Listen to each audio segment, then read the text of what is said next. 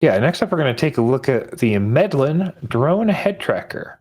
It's a gimbal that basically it's a head tracking gimbal, and we've seen some of those before, Right. mainly for like wing cameras and things, similar to what we're seeing in the video right now. But basically, this is a universal tracking system meant to kind of go on anything and be universal, kind of snap in anything, work with anything, and plug into any system is the idea behind it. So it can Yeah. kind of be universal, and you can use it on all your quads with similar ways and systems, and it mounts with your GoPro or your other camera so that they can look together. And essentially, the idea behind the head tracker is, when you're flying around and you need to follow a target, if let's Right. say you're orbiting around somebody and maybe you're up and down a little bit or tilting to come in and out, you can keep your head aimed at the target and you Right. can maintain that look at the target even with your GoPro while you're kind of bobbing back and forth to come in and out. And maybe you're not perfect, right? Or maybe Right. something else is going on, or maybe there's wind, or you have to Now, move for the shot, right? So, now I want to talk about. So I'm sort of the curmudgeon, I think. I usually hate everything that's new and different, and just wish everyone would not invent anything ever.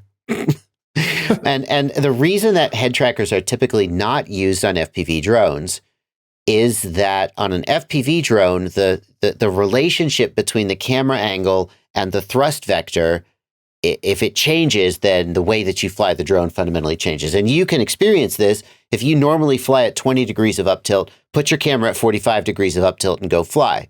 And suddenly everything about the way the throttle moves the quad and everything about the way you turn is changed. And that's only a single axis, the pitch axis.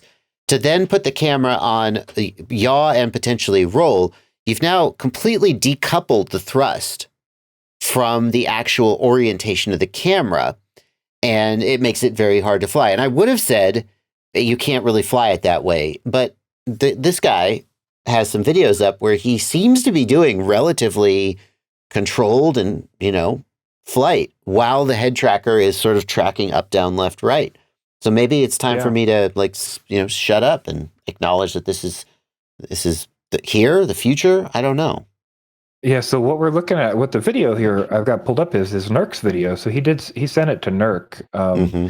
and Nurk went through it and kind of tried to see like, hey, is this how does this work and can you fly with it and what are the advantages and disadvantages? And something he said is I think he was kind of similar to you. He's like, yeah, there have been solutions like this, but I'm not really sure what the point of it is. And he's like, and then I put it on and started looking up at the tree and then followed Hmm. the tree, and then I was like going through a gap and I looked down to see the Hmm. gap that I was going to dive, and then drove like what tilted my head as I came down into the gap.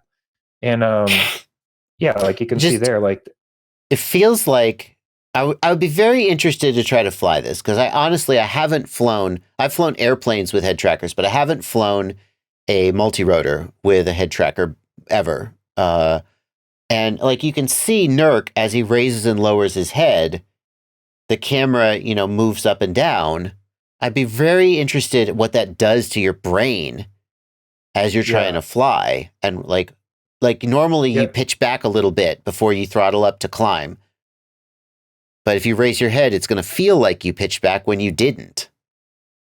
I don't yes, and know. that's that's something they talk a little bit about. And actually, they try in one of their shots, they try going backwards by like tilting their head so that the angle is better for backwards flight and such, right? Mm-hmm. So you're almost kind of gaming it, and as long as you're cognizant of like the position your head is in Hmm. versus the angle of the camera on your drone, relative, it seems Right. like you can get used to it. So like if you're in the center, then I know where I'm looking and I can kind of angle it, and then if I Right. look up, then I know that I have to tilt more and that sort of thing. So a license to drive mentions that it might be similar to driving a car because your head isn't fixed in one position, but I would say your car vectors itself, right? Right. So your car is on a road and the road is the vectoring. So it's almost like if you had to pick up and down on the road while you were tilting your head might be the Yeah. difference there.